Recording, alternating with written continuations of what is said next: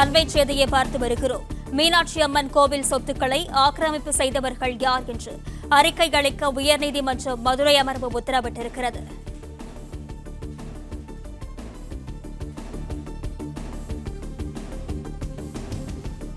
மீனாட்சி அம்மன் கோவில் சொத்துக்களை ஆக்கிரமிப்பு செய்தவர்கள் யார் என்று அறிக்கை அளிக்க உயர்நீதிமன்றம் மதுரை அமர்வு உத்தரவிட்டிருக்கிறது.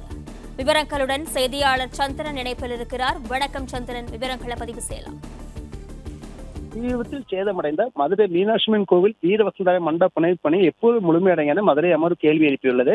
அதேபோல் பிரசாதம் தயாரிக்கும் சமையல் கூடம் நவீன முறையில் வேறு எடுத்து எப்போது மாற்றப்படும் என நீதிபதிகள் கேள்வி எழுப்பியுள்ளனர்.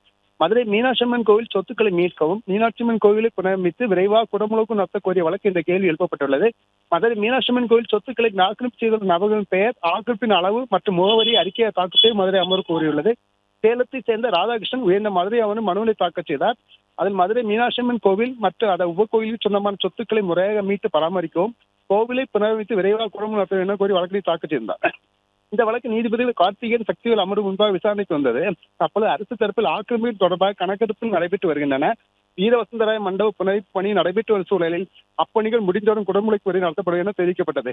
அதைத் தொடர்ந்து நீதிபதிகள் தீ விபத்தில் சேதமடைந்த வீரவசந்தராய மண்டப புனரமைப்பு பணி எப்பொழுது முழுமையடையும், பிரசாதம் தயாரிக்கும் சமையல் கூடம் நவீன முறையில் இடத்துக்கு மாற்றப்படும் என கேள்வி எழுப்பினார்.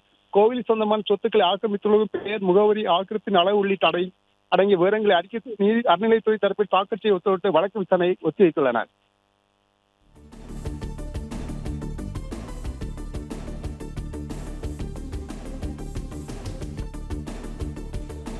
மற்றும் ஆப் ஸ்டோரில் இருந்து பாலிமர் செயலியை QR கோடு மூலம் பதிவிறக்கம் செய்யுங்கள். செய்திகளை உடனுக்குடன் பெறுங்கள்.